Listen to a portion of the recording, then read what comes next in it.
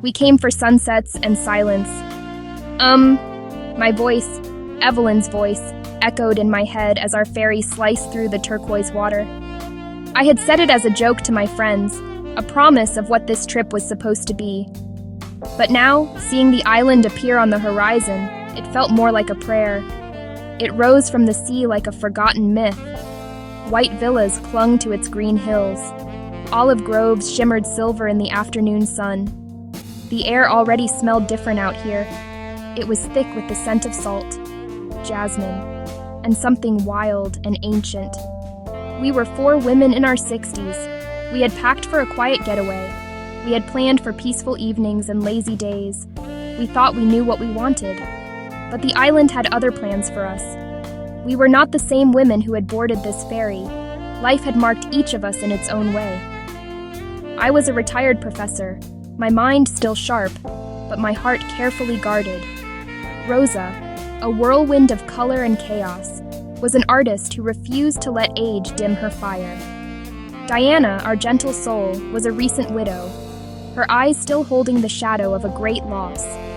And Claire, the successful businesswoman, was used to being in control of every detail, a habit she found hard to break. We had been friends for decades. We had seen each other through marriages, divorces, births, and heartbreaks. This trip was meant to be a celebration of that bond, a moment of shared peace. The ferry horn blasted, a low, cheerful sound that announced our arrival. Laughter bubbled up among us as we gathered our rolling suitcases. The sound was a little rusty, like a melody we hadn't played in a while. We had all been so busy with our lives, our obligations, and our private griefs. This was our escape, a chance to leave the noise behind and simply be. The island waited for us, bathed in a golden light that seemed to promise healing and rest. We stepped onto the dock, the solid ground a welcome change after the gentle rocking of the sea. The port was a bustling scene of fishermen mending nets, cafe owners calling out greetings. It was vibrant and alive. I watched my friends take it all in. Rosa's eyes were already scanning the crowd, a playful smile on her lips. She was looking for inspiration, or perhaps trouble. Diana clutched her handbag, a little overwhelmed but with a flicker of wonder in her gaze. Claire was already checking her phone, probably making sure her business empire hadn't crumbled in her absence. And me? I just stood there, breathing it all in. The sun was warm on my skin. The sound of the waves was a gentle rhythm. For the first time in a long time, I felt a sense of possibility. We came for silence, but the island was already singing a song, and I had a feeling we were about to learn the words. Our home for the summer was a small inn nestled in an olive grove, just a short walk from the sea.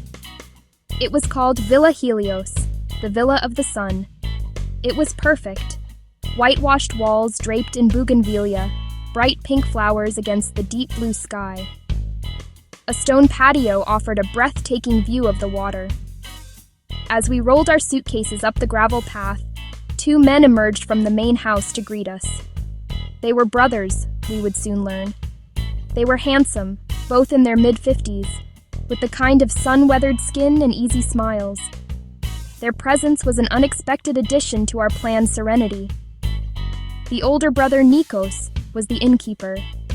He had a warm, booming laugh and eyes that crinkled at the corners. He greeted us as if we were long-lost family, taking our bags with a strength both gentle and firm.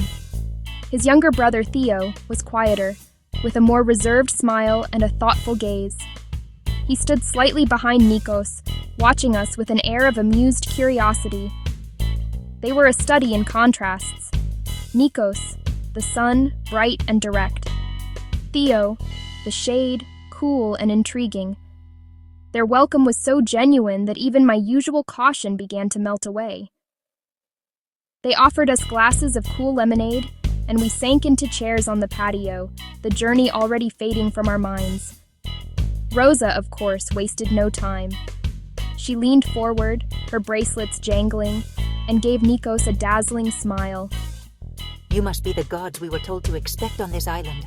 Nikos laughed, a rich sound that echoed across the patio.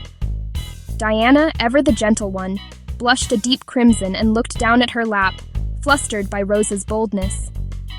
I couldn't help but roll my eyes, though a small smile tugged at my own lips. It was so typically Rosa.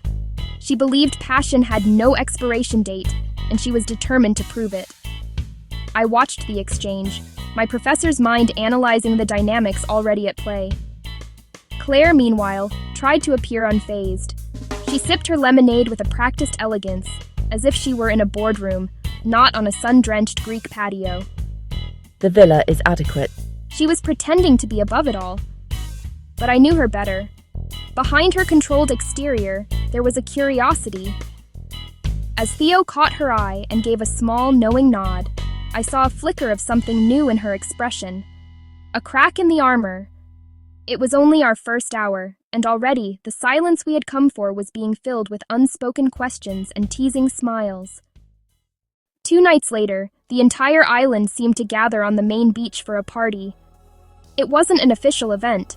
Someone had built a bonfire, its flames leaping toward the darkening sky, sending sparks dancing like fireflies. String lights were draped between palm trees. Music from a portable speaker filled the air, a lively mix of traditional Greek bouzouki and familiar old songs. The scent of grilled fish, oregano, mingled with the salty sea breeze. It was a scene straight out of a movie, and we were right in the middle of it. Nikos, Theo, had insisted we come. They were right. Rosa was in her element, her colorful caftan a bright beacon in the firelight. She had a glass of red wine in her hand and a laugh that was louder than the music. Diana seemed to be genuinely enjoying herself. Even Claire had put her phone away, her usual sharp edges softened by the magical atmosphere. There was a young man, a fisherman named Giannis, who seemed particularly captivated by her. They danced together, playful at first, then in a rhythm that grew deeply sensual. Giannis whispered in her ear. She threw her head back and laughed into the wind. He took her hand, confident, leading. Together they walked away from the bonfire, silhouettes merging toward the crashing waves. Where are they going? It's Rosa, I said. She's just following the music. I looked away, looked back. They were gone, vanished into the shadows at the far end of the beach.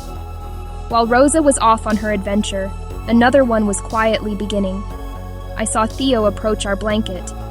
His gaze was fixed solely on Claire. He gestured with his head toward the water. The small silhouette of his sailboat bobbed gently at its mooring. Claire hesitated for only a moment. I saw the internal battle play out on her face. With a small, almost imperceptible nod, she made her decision. She stood up, brushing the sand from her elegant trousers. We watched as she and Theo walked toward the water's edge. He helped her into the small dinghy. She, who was so used to being in charge, allowed herself to be guided. Soon they were on board, out toward the horizon where the last light of sunset still lingered. Suddenly, our blanket felt very large. It was just Diana and me now, 2 spectators watching our friends become the heroines of their own unexpected stories. I felt a presence beside me. It was Marcos, the poet from the villa. He offered one to me with a small, knowing smile. I thought you might need a refill, Professor. Your flock seems to be scattering tonight. It's a night for exploration. This island encourages it. It has a way of reminding people of the parts of themselves they've forgotten. And what parts have I forgotten? The part that believes a poem can be as true as a fact. The part that isn't afraid of a little chaos. The part that knows that the most beautiful storms are the ones that clear the air. The party was nearly over. A woman from a nearby hotel rushed toward our blanket. Her face was pale with distress. Has anyone seen a necklace? A gold necklace with a small sapphire? It was my mother's. It's gone. The panic was a jarring note. The incident cast a pall over the evening. The magic was broken. Violation and suspicion settled in. I heard this happened at the harbor last week. Someone on this island is stealing from tourists. The casual remark about a thief targeting tourists had latched onto my thoughts. When we arrived back at the villa, Claire's room was still dark. Rosa's room, however, was also dark and silent. I'm sure they're both fine. Claire is with Theo, so she's perfectly safe. And Rosa, well, Rosa is Rosa. But my gut, a part of me I had long learned to ignore, felt a deep and unsettling unease. The temptations had led to trouble, and the night was far from over. The sound of a key turning in a lock startled me. It was Claire, her hair tousled by the sea wind. She looked different. You're up late. I was worried. First Rosa, then you. Theo is not what I expected. He doesn't care about my company. We talked about the stars. He named the constellations for me, Evelyn. The wonder in her voice took my breath away. She, the woman who could command a boardroom of sharks, was mesmerized by a man who knew the map of the night sky. He makes me feel like the world is bigger than a balance sheet. You know, I think I'm falling in love. For the first time in decades, with someone who doesn't want a single thing my money can buy. I never did get to sleep. I heard a soft footstep on the gravel path below. It was Diana, walking slowly toward the beach. Something compelled me to follow. It felt less like a walk and more like a pilgrimage. The sky began to transform. The sun was still hidden, but painted the clouds with color. Diana sat perfectly still, watching it unfold. You would want me to dance again. She gave herself permission to live again. She reached into her robe and pulled out the small framed photograph of her husband. She looked at it long, expression full of love. Goodbye, my love. Not forgetting, but integrating. Diana decided to set sail again. Just as the sun climbed higher, a flurry of activity erupted back at the villa. Rosa had finally returned. That's him! He was dancing near me! He must have taken it! How dare you? Yanis is a fisherman, not a thief. Yanis looked utterly bewildered. Suddenly, Yanis's eyes widened in comprehension. Then, to everyone's astonishment, he started to laugh. He reached into the pocket of his worn trousers. It wasn't the woman's sapphire necklace. It was a gaudy, glittering piece of costume jewelry. He had playfully snatched the sparkly necklace from Rosa's neck as a keepsake. He had accidentally stolen from Rosa, not the tourist. The twist was absurd and comical. Later that evening, I found myself walking along the small private pier belonging to the villa. A soft footstep on the wooden planks announced that I was no longer alone. It was Marcos. There is no safe distance from life, Evelyn. You can stand on the shore and describe the ocean, or you can get in the water. Isn't it time to swim? His words struck me with the force of a wave. He saw right through me. And in that moment, under the first pale stars of the evening, I finally surrendered. I leaned in, and he met me halfway. His kiss was not a fiery explosion, but a quiet, profound homecoming. It tasted of salt and wine and the promise of a new chapter. On that pier, I stopped watching the storm and finally let myself become part of it. The feeling was terrifying, and it was absolutely wonderful. On our last evening, the four of us gathered on the Villa Helios patio one final time. The sky was on fire with the setting sun. To new dances. To letting the wind decide. To beautiful mistakes. To the storms that clear the air. We clinked our glasses together. It was the sound of friendship, of courage, and of infinite second chances. We had come to this island for peace and quiet, but we had found something so much better. We had found pieces of ourselves we thought were lost forever. The next morning, as we rolled our suitcases down to the dock, the mood was not sad. It was hopeful.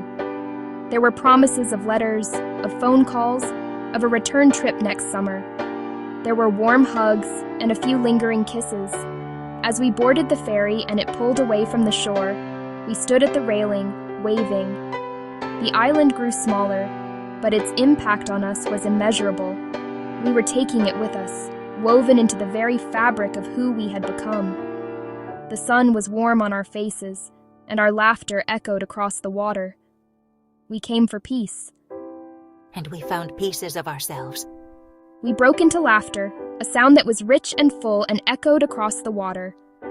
The ferry sailed on, carrying us toward our futures, but we all knew, with absolute certainty, that we would be back. Next summer was already calling our names. If this story moved you, please like, subscribe, and share. Join us for more journeys next summer.